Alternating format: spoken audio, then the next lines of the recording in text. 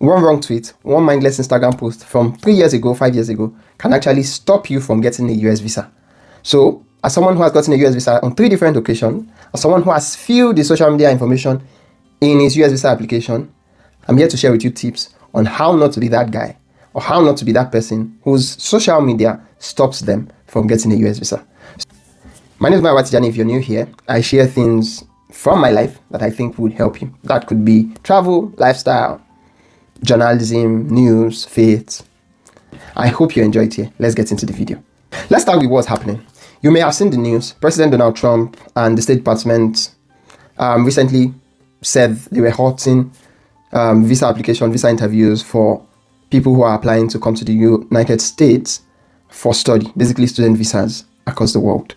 And the reason why they said they were doing that was because they wanted to improve the social media vetting of people who are applying to get a visa into the United States.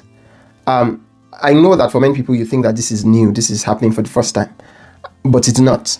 The US government for a couple of years now have been collecting social media information for those applying to get a visa to come to the United States. It doesn't even have to be just the student visa across different visa classes, from the B visa to the I visa to the F visa and all of that. But what is special at this time is that 1, is targeted at international students, and 2, it is supposed to be enhanced social media vetting for those who are applying to come to the United States. So I basically want to help answer some of the questions that people may have about this particular issue. So the first question I'll be answering is, why is the US government doing this? Of course, there's a new sheriff in town. The president, the secretary of state basically hold a certain view when it comes to global politics and, of course, immigration. And so as a result, this is one of the crackdown on immigration to the United States. It's also some form of monitoring against perceived terrorist activity within the United States. In the cable, basically, that was describing what this is all about, diplomatic cable explaining what this is all about, what the government was basically saying is that they want to reduce terrorist activity, anti-Semitic sentiments, and violence in the United States, starting with Harvard University. And that's why they're actually doing this at this time. So what kind of posts can hurt you on social media? What kind of posts can affect your application to come into the United States?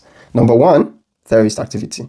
So any kind of posts that you have made on social media that supports explicitly or implicitly terrorist activity, that's a post that might deny you the visa. Number 2, posts supporting violence. So, of course, as clearly stated, violence is one of the things that they don't want to see in the United States or United States universities and colleges. So if your posts, if you're allowed on social media about supporting violence in any shape or form, it might even be something you said lightheartedly, sarcasm, supporting a terrorist group. Oh, you like what this terrorist group did, or what that terrorist group did, or serves them right. You know, those kind of really sarcastic comments that many people make on social media for certain terrorist activities. That kind of post would get you into trouble. Number 3, posts that support drug use or drug abuse. Now, if you're filling a DDS 160 US visa form, one of the things that they will ask you explicitly is if you've ever been an addict, or if you're addicted to, if you've abused some kind of drug in the past. They want to know that. So if your social media, it's easy to say no on the form, but if your social media shows videos of you, posts of you abusing drugs, getting addicted to certain drugs, or actually using drugs on the internet, then that may be something that gets you into express trouble and, of course, gets you a visa rejection. Number 4, hate speech. Hate speech is something that gives away a lot when it comes to a person's behavior or a person's likelihood to violence and terrorism and all of that. So hate speech is also one of the things that the US government would be looking out for on your social media account, to see if you're the kind of person who would incite others to violence, to retaliation, to terrorism and all sorts. So one of the things that you also want to watch out for is hate speech. I know that when it comes to hate speech, there's a lot of variance with respect to definition. What is it? Is this hate speech? Is that hate speech? If you'd like me to do another video on hate speech in particular, please let me know in the comments. But yes, hate speech is one of those things that the US government will be looking out for when scanning through your social media. Do you support hate speech? Have you been involved in hate speech in one form or the other? And and all of that is basically what they are going to be using to make that decision. Number 5, which is probably the final one I'm going to mention here, is inconsistencies. And these inconsistencies would go from fake identities to visa fraud signals. So if you're saying that you've never been refused a visa, and sometimes 5 years ago you twisted how you were refused a visa by XYZ and it hurt you or it meant this and whatever, and you're saying on your form that you've never been refused a visa, that's some inconsistency that may be used against you. So anything that basically points out to fake identities, false information, like there's something on social media that totally contradicts what you've put in your application form, then that's something that may work against you. So that's one of the things that you want to consider. Yeah, these 5 issues that I've mentioned, if you check through your social media and you find out that you've not been involved in any of this, I think that for the most part, you should be clear and should not get flagged for your social media usage. Which brings me to our next question. How would the US government actually check out your social media? In the year 2023, the US government issued as much as 10 million visas to people across the world. Now, of that 10 million visas, considering the rejection rate for my country, Nigeria, it's about 29-30%. And then for some other countries across the world, we've had some as high as 40, 50. In fact, there's a certain territory that their visa rejection rate is 100%. So, considering that, it means that the US government will be getting applications anywhere between 20 million to 30 million every year.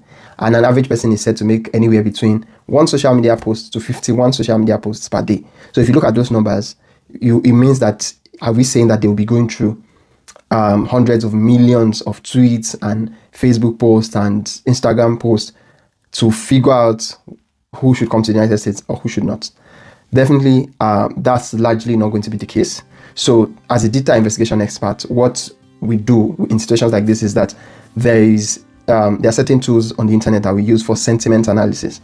So you put an account into it, you say it gives you the sentiment analysis for this account, and then it searches through and finds out that, oh, this account tweets about X, tweets about Y. Oh, this account is balanced. This account is positive. This account is negative.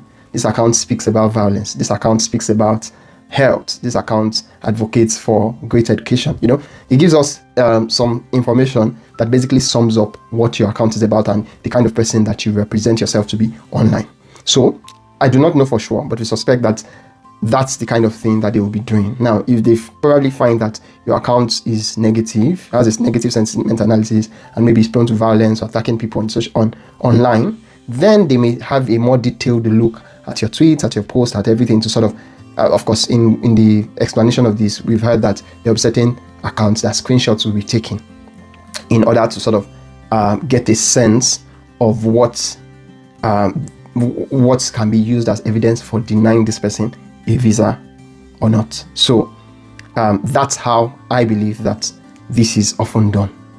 If you also want me to make a video about how sentiment analysis is done on a social media account, please let me know in the comments. I could also make a video to explain this further. If you found this video helpful, please like it, subscribe to the channel, and share with anybody that you know that is applying for a visa to the United States or maybe any country in the world. Basically, much of same principles apply. Thank you for sticking around. Catch you guys in the next one. I'm out.